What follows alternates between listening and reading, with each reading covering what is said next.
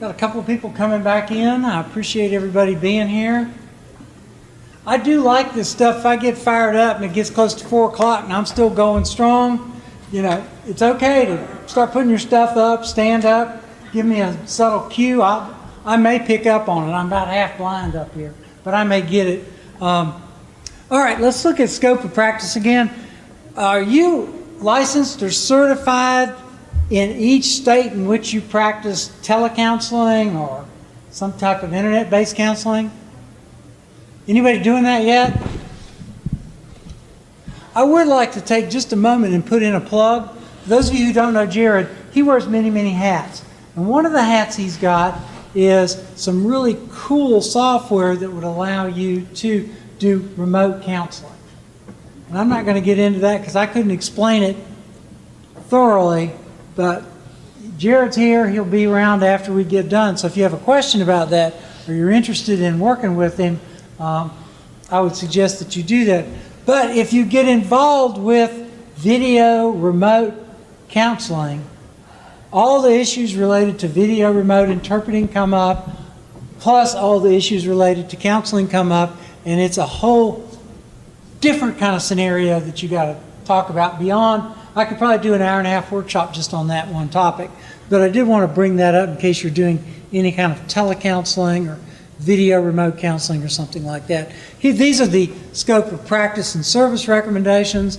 Perform only actions that are included within your Scope of Practice Act. Review it regularly. Seek answers to questions. Call your licensing body. One of the nice things about HPSO is, like I said, I've been involved in my private practice, and I've had opportunities to speak to lawyers, and I wasn't quite sure what was happening, and I could call them and get legal advice.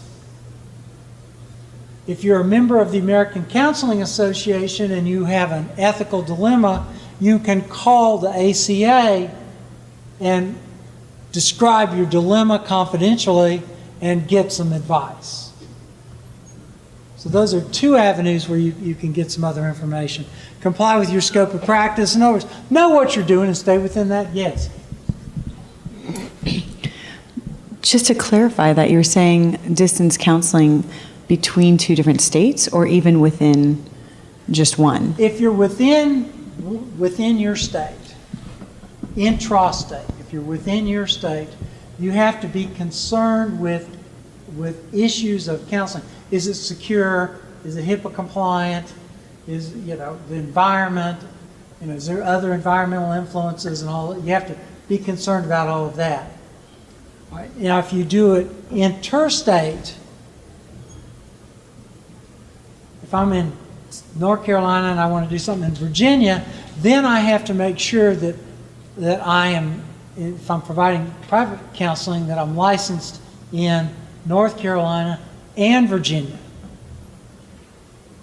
because you're going interstate. So you've got if you have a CRC, that's not state, that's national. So under your CRC, if you're providing services in one state to another state, you're probably covered, but you still have to be concerned with all of the technical kinds of things that you're going to do. Yes?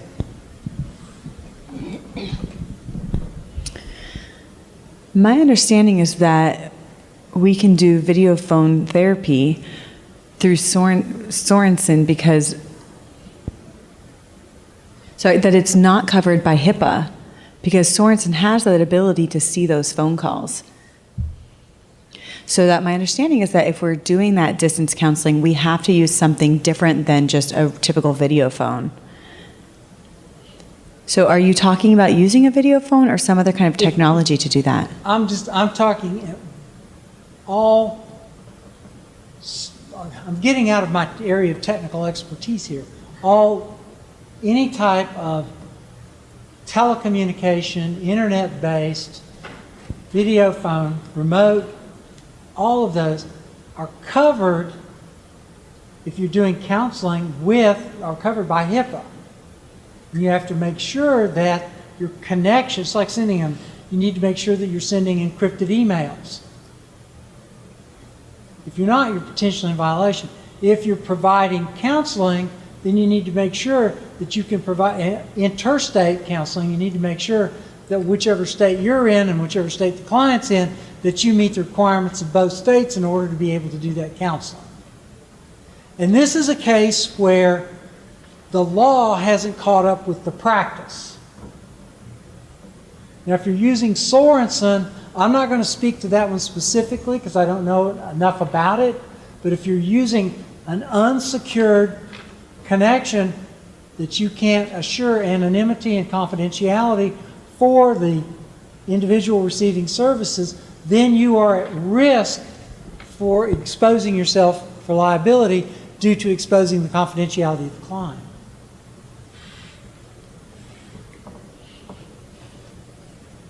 Legally, that's what I was wondering, because we have oftentimes counseling in Maryland. There's the Deaf Counseling Center in Maryland, and they advertise telecounseling. But I thought that you couldn't do that through video phone because of HIPAA. But I don't know if they're working around that rule somehow. I'm not going to comment on what people will advertise, what people will say. You have to look at, this is a risk assessment. You have to look at the risk if you've got a particular, very, very particular question. I'm probably not qualified to answer that. I can answer it in a generalized way. And I have a gentleman back here who wants to make a comment.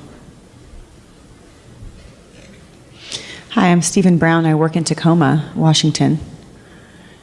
And I work in private practice. NCC, the National Certification, I have my NCC. And I work online with DCC, Distance Credentialing Counseling.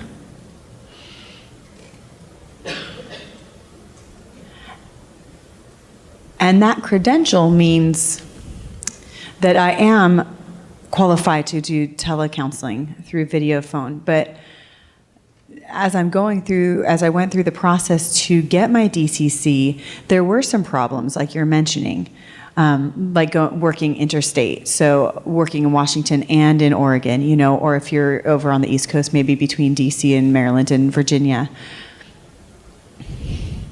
But even with that specialty certification that I have, it doesn't have a direct answer to these questions being brought up. So if I'm in Washington and doing counseling on a video phone with someone who's in Oregon, right, that's interstate. And as we were going through this process to get certified, we also had that risk assessment checklist. They had a specific one for telecounseling. So there's a specific checklist to work through that for telecounseling to make sure that it is secure.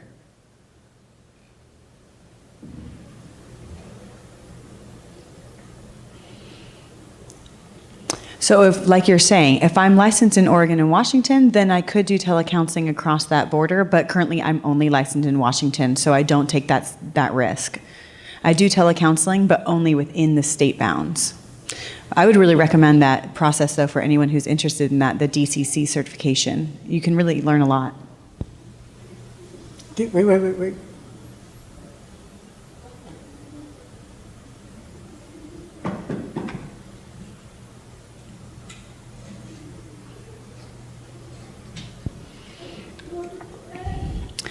Yeah, I just wanted to add to that.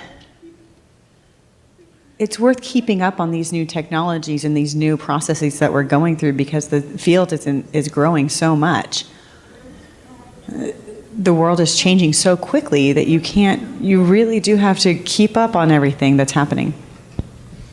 And our code of ethics and our laws lag behind what's available through the technology and what's accepted in our culture. Yes, sir.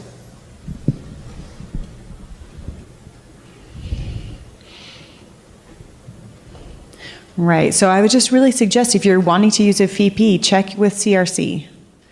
With my NCC certification, I'm mostly working with insurance companies to see if they accept that certification specifically. When you're looking at risks and you're working intercity, that's fine to meet the client's need. But if there's a suicide risk, you have to take into account if something like a suicide risk comes up when you're doing these telecounseling, right? Because you're not there in the city. So you have to have a plan for that in advance. And the insurance companies do require that, to have a treatment plan to handle those kinds of situations that might arise. Yeah. Well, I'm glad that thank you for pointing out about the DCC. And for those of you that are interested, thinking about or providing that counseling, that sounds like a very reasonable course of action, so that might be something you'd want to look at. So you can see that this is kind of a little bit sticky area, and it's one that I like my walking in quicksand metaphor. If you've got to walk through quicksand, you want to make sure that your foot is on firm ground before you put your full weight on your foot and you move to the next. So this is a walking through quicksand kind of situation. Let's get into assessment, which is treatment planning. I elicit the client's concerns and reasons for the visit and address those concerns. How do you elicit the client's concerns for coming in to see you? Oh, this one's easy, folks. This is counseling 101. I ask them. I do a semi-structured an unstructured interview. Unstructured interview, so you ask them. Yep, just general questions. I don't have a specific structure I use. Okay. Well, an unstructured interview is a way of soliciting information. You have structure in it in that you know you're looking for certain bits of information. You've got a framework. It's how you fill that in. You kind of follow what the client says, but you're still getting that information, which includes the client's concerns and the reason for that the client has come. You've got 3 things that you're looking for. Good, good. Treatment planning or failure to properly assess clients represented over $130,000 worth of claims.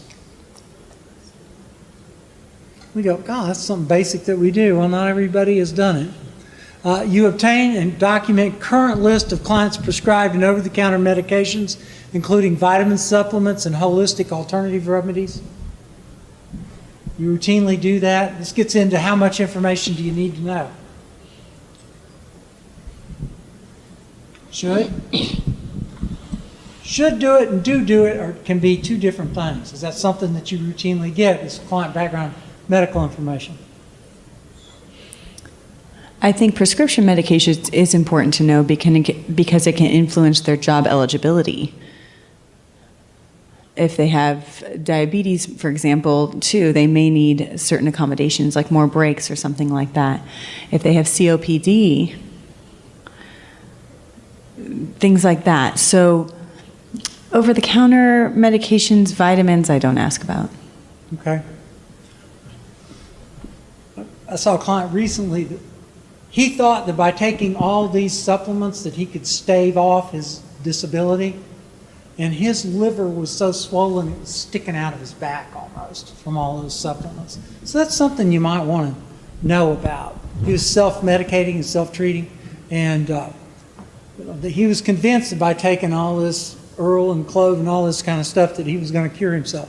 Didn't quite work.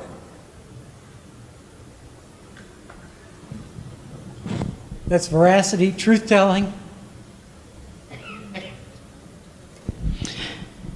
Yeah, that seems like a situation that a doctor should tell them. You know, like something you tell a client to stop smoking before getting surgery. You know, a client may feel like the doctor's criticizing them, but the doctor can clarify that the reason they're asking them to stop smoking before doing a cancer is a medical reason, not a judgment value.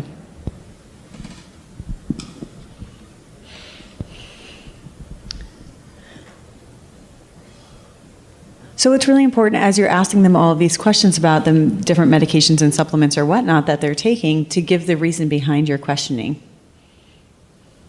And that plays into veracity, right? Pardon? That plays into veracity? Related to truth-telling, when veracity applies to us telling the truth to clients, you would hope that the client's value would include telling us the truth, that's in their own best interest, is to be honest with us. But sometimes, for whatever reason, a client will not tell us the truth, or more often than not, it's omission.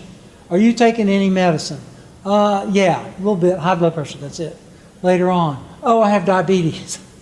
You know, I have to take this other medicine. A little bit later on, oh yeah, I have asthma. A little bit later on. And it's not so much that they're lying outright, it's omission for whatever reason. But you hope that they have veracity towards you. But our code of ethics veracity is our relationship to the client.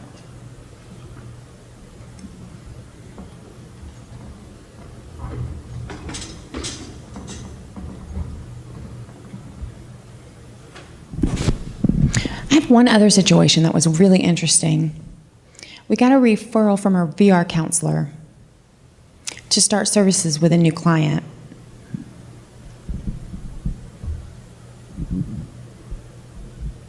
Called by video phone, and the client was bawling, crying and crying, thrilled to see someone who was signing.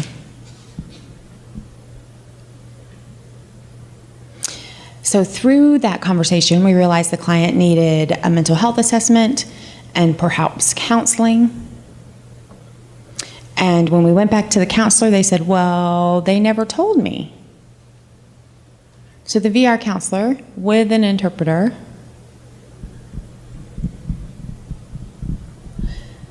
talked about it and said, well, maybe because the client was hearing, that's why they never told me about it. So we just tried to help the counselor with that and, you know, help them along in that process. Well, yeah, that has to do with, you know, I could take it to the counselor with the interpreter. That tells me that counselor may not understand deafness and the impact of deafness and the need to develop rapport, all those kinds of things, which would, you know, we could do an analysis on that. But you've got the client, you know, for whatever reason, doesn't inform that counselor.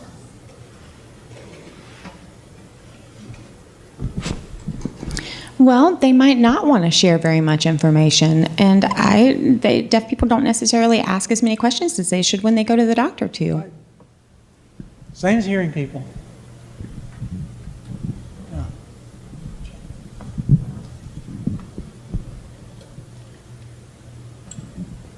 The exact same situation could happen in reverse. If I'm working with a hard of hearing person that doesn't sign very much, they might not be comfortable with me. They might be hesitant to ask me for clarification when we miscommunicate. And I might be happy to work with them, but they're just not as comfortable with me. It can happen that way. Good point. Good point. So, the risk assessment sounds kind of simple when it says obtain and document current list of prescribed medications. See where it leads off to? About communication, types of communication, qualifications of the counselor, perceptions of the client, and all these kinds of things. Part of doing a risk assessment, it's best if you don't do one by yourself. It's best if you do it with your colleagues. Part of the beauty of a risk assessment is that process of discussion, kind of like what we're having now, where you clarify within your own agency what you're doing. If you have private practice, then whoever's providing you with your clinical supervision might be somebody you'd want to use. I compile, document, and utilize appropriate client clinical history as well as social and family history. You get that information, right? Don't most of you get it? Don't you want to know if mom and dad were hearing deaf? All socioeconomic status, all that kind of stuff. This was a note I put on that. Sole reliance on handwritten medical records appears to result in a higher percentage of claims. I think that's probably been taken care of with the Affordable Care Act and the push for medical records. I don't see many hand-charted medical records. Do y'all see many anymore? Even in the rural areas, they've pretty much gone all digital in what they're doing. I ascertain the client's level of compliance with currently ordered treatment and care. If somebody has to take medication for treatment of bipolar, are they taking the medicine? Is that something you want to look at? Yes. Are you routinely checking that? Yes? No? Don't care? I'm tired? Okay. All right. I adhere to facility documentation requirements. We had a good aside during break about one facility that likes a lot of documentation. And if that's the facility standard, that's fine. I always check with whoever's paying me to do something if that's the documentation that they want to have. And you include in that documentation pertinent information that's timely and accurate. Do you have a time period for when things must be documented in your case notes? Yeah? How long? What is the limit? 7 days, 7 I think it days? is. I think we have 7 days. 7 days? We have 24 hours. Work days? Oh, we have 7 work days. No, wrong. I'm wrong. 14 days. 14 days. My goodness. I can't remember what I ate for breakfast this morning, much less try to document something I did 2 weeks ago. Somebody said 24 hours? Yeah, that was me. 5 days? 5 days? 4 or 5 days? Yeah? 24 working hours over here. Yeah, especially if 24 hours or less if Medicaid's involved. And they won't pay if we're later than that. If you're doing Medicaid billing, you've got some pretty strict timelines that you've got to do. For writing vocational evaluation reports, it's 3 days plus or minus 2 days. I think it's the most recent we've come up with. So up to 5 days to write a report. Sooner you write it, the better. You know about that. Another assessment recommendation, do you include the date and time that you do stuff? Most records now will auto do that for you, am I right? You okay? Feel like I'm losing some of you. I'm getting this. I get this same look at the end of a 3-hour lecture on statistics. Kind of glassy-eyed, I'm here. And it's okay if you need to stand up and get the blood going, you can do that. That'll be fine too. And then you probably have some policy that tells you how long to retain your records. Do you know how long that policy is? I asked, no one could tell me. You asked, nobody could tell you. 7 years? Is that an agency? Agency requirement 7 years? 5 years? 5 years. 7 years, 5 years, don't know.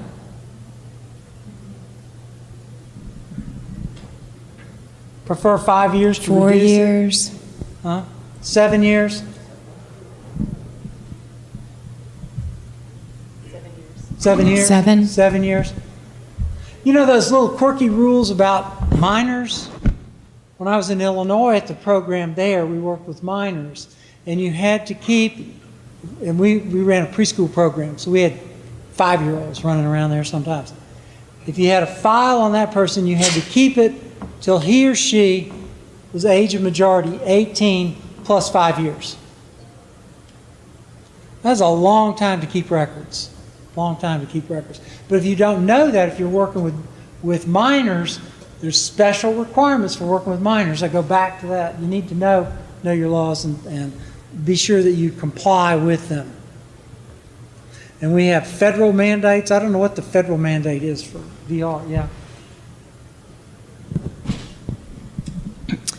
It depends on the state. But I think the average is probably 7 years.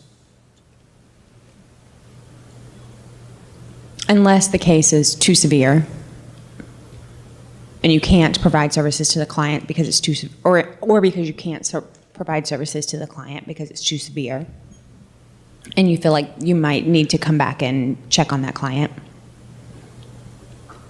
Or if that person has Social Security benefits, that might be another reason that it might be kept for longer than 7 years. Okay. State by state. States' rights make a determination. Let's get into diagnosis. If an assessment technique involves risk, I conduct and document informed consent discussion with the client and obtain the client's witness consent. Any of you do on-the-job tryouts? Do you get the client, do you have informed consent to do on-the-job tryout? Everybody's got a form that you sign? You're good. You're good to go. Let's see, failure to get that resulted in $140,000 in claims, and adverse consequences was $140,000, and failure to obtain consent was $39,000. You obtain document and respond to the results of consultations. You do those? They're in your records? Yes? No? Maybe? Don't know? Yeah? Yeah? Okay. Here's your recommendations for diagnosis. Utilize evidence-based clinical practice guidelines or protocols when you're diagnosing someone. In rehab, we don't do a lot of that. Mostly your LPC, your clinical counselors, they do more of that kind of diagnosis, as well as your psychologists, psychiatrists. Complete tests and referrals before documenting the diagnosis. So before you accept someone for services, you've got the appropriate documentation to do that. Obtain the client's written and dated authorization for release of information. And the last one, never ignore a subpoena or other request for records. Happened to you twice? If you have this is more related to voc eval, but it applies here as well. Do any of you use tests in your practice? Self-directed search, Beck depression inventory, any of those tests, use those tests? When your records get subpoenaed, if you give them the test, you have broken the law, because that's copyrighted material. And if you give the test to the attorney, you have violated that company's copyright. And most attorneys don't know what we do. So an attorney will subpoena, they do, fire hose. Everything you got, I want it. And if you call the attorney and you say, my code of ethics prohibits me from giving you the test. I can give you the results, but I can't give you the actual instrument. Then most of them are fine with that, because they're just gathering all the information they can.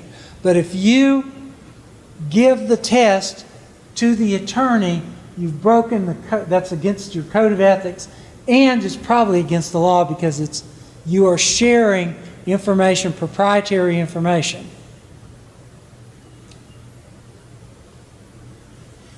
We don't leave assessment materials in our case files. We keep them separate. Okay. Well, unless you've written on it, what is it? For defense, there's a certain phrase that you have to use. Unless you've written that on there, it is subpoenaable. Every record you have, everything you've written is subpoenaable.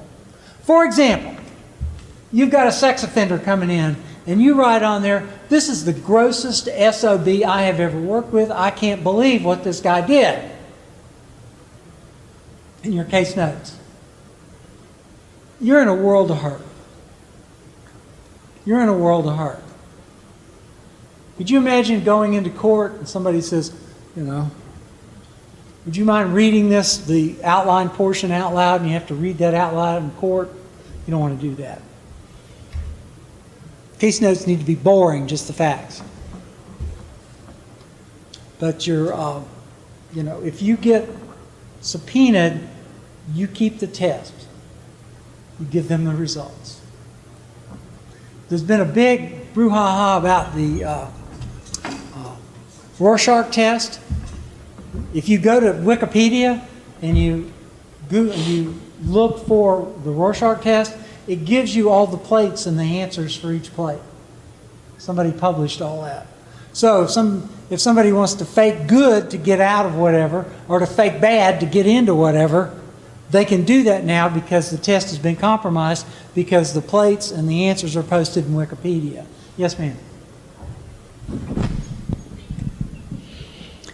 Another thing related to releasing documentation. It might be different with a subpoena. But in my agency, if there's a request for documentation, my documentation often includes reports and reports from and to other agencies. But I can't release that information. I can only release information from my agency, not if I received information from another agency to add to the file. Yeah, that's a ROI.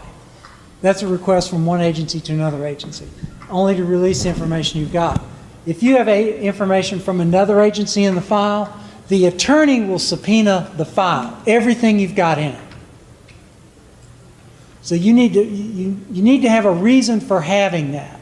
You need to have a justifiable, if you've got a neuropsych in there, why do you need a neuropsych? Because he's going to ask for everything in the file. Yes?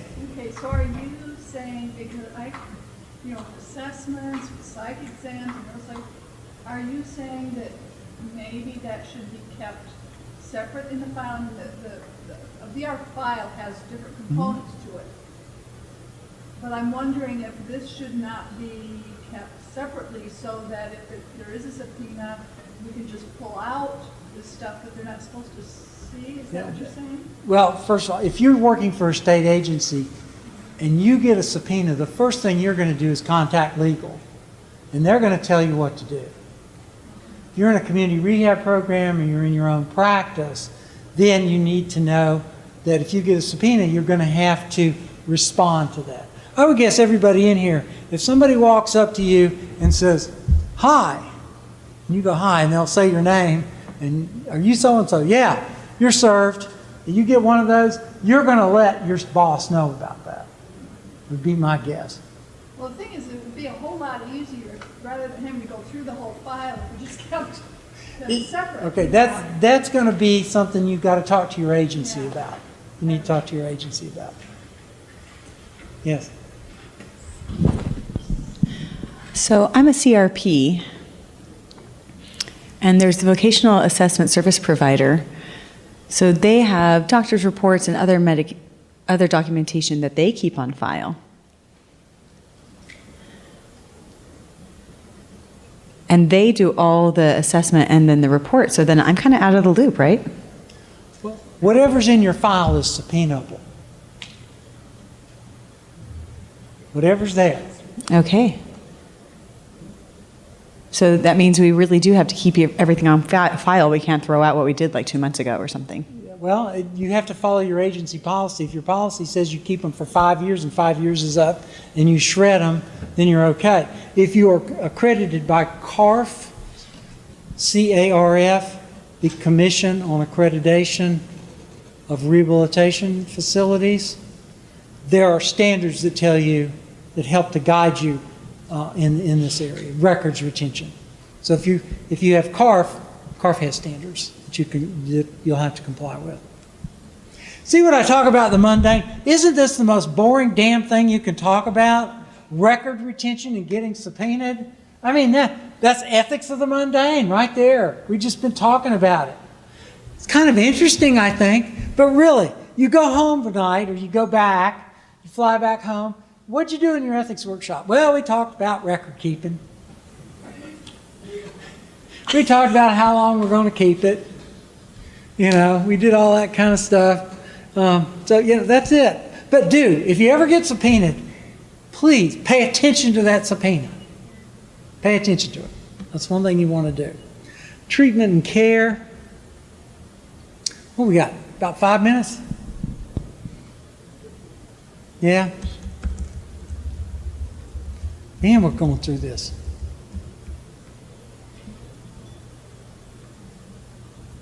Okay. Here is final advice, ways to practice ethically for you all. Be sure you obtain informed consent. A lot of people get in trouble because they don't do that. So be sure you obtain informed consent. Document thoroughly, and when you document thoroughly, do it objectively. I didn't like the color of his clothes. I always call it the National Enquirer test. What could the National Enquirer do with your notes? Yes, Ross? Part of my responsibility is to do documentation review for each of our offices in Pennsylvania. And one counselor did write something that was interesting that indicates notes.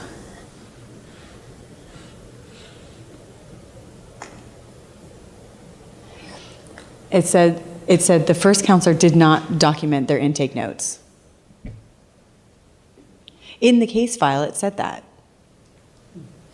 How would you like to read that in front of a jury? Right? That Or would be defend bad. yourself in a hearing. Yeah. I put a note saying we got to take this out, we've got to revise it before someone subpoenas it. Yeah. And if you ever get subpoenaed, make sure you don't use whiteout, stuff like that on the records. It doesn't look very good. Give them what you got. If you have to make a change, it's a legitimate change. You did it on one day and you got the wrong date. Scratch through the date, put the correct date, put your initials by it, and you'll be okay. Just be transparent about what you're doing. Most people, we all make mistakes. That's okay. Trying to cover up those mistakes can cost you. Ask Richard Nixon. That was a time joke for the baby boomers, I guess. You need to set clear boundaries and expectations, which is that's one of the areas. Remember way back when I started on this, you need to look at boundary issues with clients who are the caseloads that we serve. So you've got to have that. And then have ongoing supervision and consultation. Make sure that you're not the only one making all these decisions, and that'll get you out of trouble. So now what do you plan to do? On your quiz sheet, turn it over. What did you write down?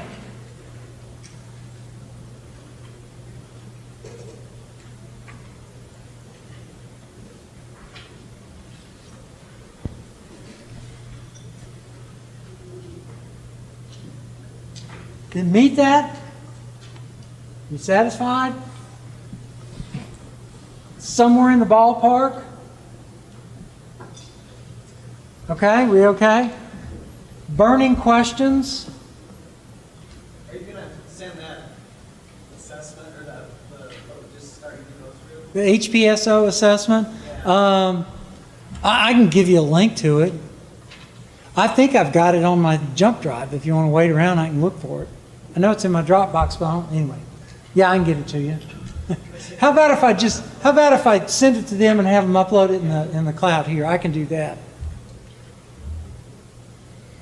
So, did you meet your expectations? Yes.